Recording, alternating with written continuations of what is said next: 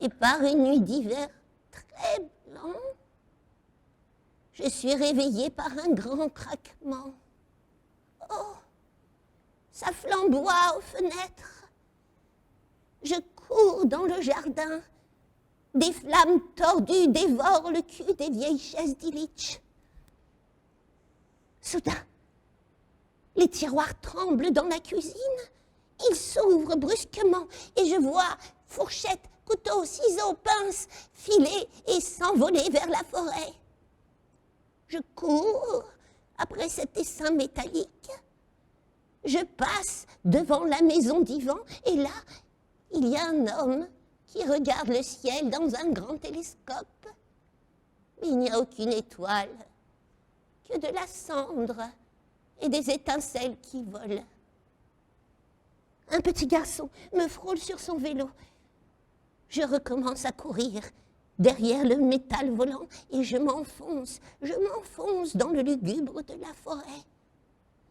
Je n'entends plus aucun son animal que le sifflement des fourchettes, des couteaux, des ciseaux, des pinces qui découpent l'air froid devant moi. Bientôt, j'arrive au centre de la forêt et là, tout le métal se plante dans le cœur des arbres qui tombent en rang serré. Crac, crac, crac.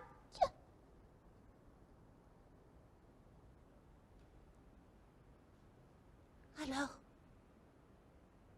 dans cet espace déchiqueté, je vois apparaître des centaines de bureaux et de chaises métalliques bien alignés en carré parfait. Sur chaque bureau, il y a une boîte en métal et dans chaque boîte, il y a des dents. Un tas de dents en or qui brillent sous la lune blafarde. Oh, je pense à Ivan. Alors je m'assois sur une des petites chaises. Tous mes vêtements se déchirent et tombent. Les tiroirs s'ouvrent et se ferment brusquement, brusquement. Et dans ce vacarme invraisemblable, j'entends des voix qui comptent et qui comptent et qui comptent à l'infini. Et je vois des chiffres bleus sur mon bras. Oh! Il y a des chaussons en feutrine qui se glissent sur mes pieds. Alors, du bout des orteils, je sens comme une eau noire et lourde m'envahir. Je ne peux plus bouger. Je suis paralysée, mais de très, très loin. Oh oui, me remonte le souvenir de la morsure du renard. Je m'arrache de la chaise froide et je cours toute nue dans la neige, les petits chaussons de feutrine à mes pieds, je cours. La terre tremble.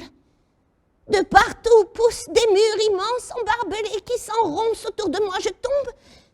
Les chaussons se délitent. La feutrine se désagrège sous mes doigts et se transforme en longs cheveux de femme qui s'envolent. Et maintenant, il y a des milliers de chevelures de femmes accrochées aux clôtures. Des aboiements de chiens déchirent la nuit, la peur me glace les os. J'appelle Baba Yaga de toutes mes forces pour qu'elle me cache dans son ventre. La brume m'enveloppe et la cabane de Baba Yaga apparaît. Mais elle gît sur le côté. Ses pattes de poule sont coupées. Et la vieille sorcière est toute recroquevillée par terre. Mais ses seins gisent à côté d'elle, coupés aussi. Oh, la palissade n'est plus qu'un tas d'os au sol. Il n'y a plus aucun feu qui sort des orbites vides. La brume se dissipe brusquement. Je sens le souffle hargneux des chiens dans mon dos. Je cours toute nue dans la neige. Ma langue gonfle, j'ai une soif insensée. Je cours. Et de la terre monte une odeur de merde et de pourriture. Je cours. Et juste avant que les chiens fous m'arrachent les fesses, les arbres Et le silence m'entoure à nouveau. Oh, je suis dans ma clairière. Je lève les yeux et je vois une pluie d'étoiles jaunes qui tombe lentement du ciel. Et au milieu de la clairière, il y a une montagne blanche de petites chaussettes mortes.